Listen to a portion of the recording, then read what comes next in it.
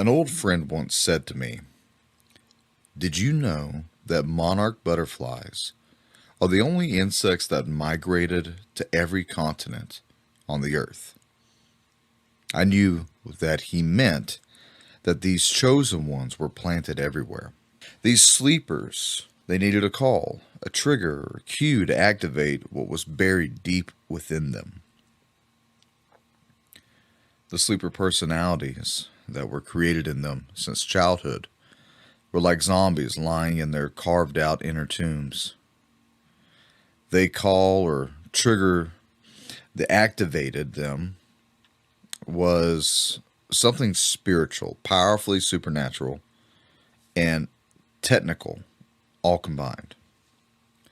Some came from the old rogue military black ops projects. They called them monarchs. It's a word many of them also used. Some of them told me about the military labs underground. The experiments were filled with torture and human cruelty. It was all hidden and extremely secret. The secrecy wasn't all threats and fear. There was a thick, dark power that covered them. They did this well with help of hell itself. Secrecy was their law. To tell was to die.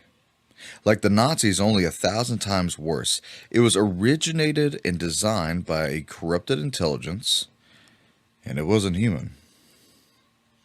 They came from a long line of older European generations, family bloodlines. They jeered. There's power in the blood. The blood was sacred to them in a sick way.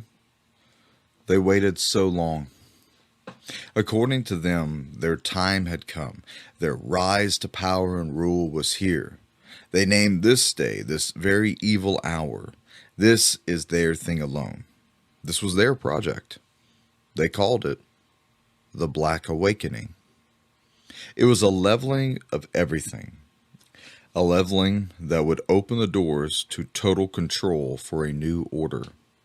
They're all about a new order, you know. And don't forget, even if you don't believe in an antichrist, they do. A leader of supernatural origin. It was to be a global coup. But who really believed it was possible? They did. This was a takeover, striking every area of society and collapsing everything. That was the goal. They would then replace it with theirs. A new order out of the chaos they arrogantly boasted. Satanic Phoenix rising. The chosen ones are here. The Black Awakening is here. And they are the legions. What is the Black Awakening? It's related to the Red Horse prophecy in Revelation. It's related to 2 Thessalonians 2 when it says about the day of the Lord, the parousia. That day will not occur until the apocalypse of the Antichrist and the apostasia, the word rebellion or revolt. That's all really defined in the prophecy of the Red Horse. But here's where the term came from and why I used it purposely. When I started dealing with ritually abused individuals, then we dealt with military-oriented, highly trained, programmed shooters and assassins inside of them. When we began to deal with them, I dealt with someone from Fort Bragg for quite a while and a few others. We're sitting at a lake, Conneaut Lake. They reached over and ripped open my shirt to see if I was wired, if I was wiring and recording them. And they were the most sophisticated, satanic warrior type person. They knew 5-6 languages. They knew the ancient Twilight languages. They knew how to conjure. They knew how to use Belteshazzar, Okwam, all these old Pictish languages of the Druids to summon. They are the real Luciferian. They've been through many human sacrificial things. So they sat there to tell me some of those things, what they've been involved with, how they sacrifice a human. I'm listening to all this stuff from them. And then they said to me, "You have no idea, Russ, how many of us there are out there. How many satanic, they use the term, chosen ones. You have no idea how many. You have no idea what's coming. we smell Christian blood. We are waiting for our day. And when the call is given, millions of us will be released. And they looked at me and said, you believe in revivals, and you believe in Pentecost and the power of God. You believe in all that. We believe in the Black Awakening, a multi-continental release of power to activate the program demonized, where they've weaponized the demonic powers to these super soldiers. Are they waiting for a specific time to unleash their power? Yeah, they are, because they have to do it at the moment the Antichrist is, like you read in 2 Thessalonians 2, that it's caught to echo, the restrainer is holding back the apocalypse of the Antichrist, the unveiling in his movement. So right now he's held restrained. Soon as he who restrains is removed, soon as that occurs, we have White Horse, the release of the Antichrist.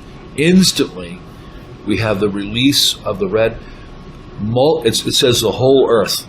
Arene, peace is taken for the whole earth, and all of a sudden, it doesn't give the details, but all of a sudden, on a global scale, people are released to begin to, and the Greek word is sphadzo, slaughter, begin to slaughter people. It's used of animal ritual butchery, to begin to slaughter individuals. That's exactly how they defined it to me back in the 90s. And we've heard this again and again and again. So that scenario fits the Masonic version of Chaos Before a New Order. It fits Father Meridon from the Cathedral of the Black Goat, his book, The Devil's Bible. It fits that scenario too. So some of the oldest, darkest occultists, the idea of chaos first, a collapsing of everything so that a new order can rise, that's all by design. And we've been given the heads up in prophecy, but all prophecy has boots on the ground. It'll all eventually happen.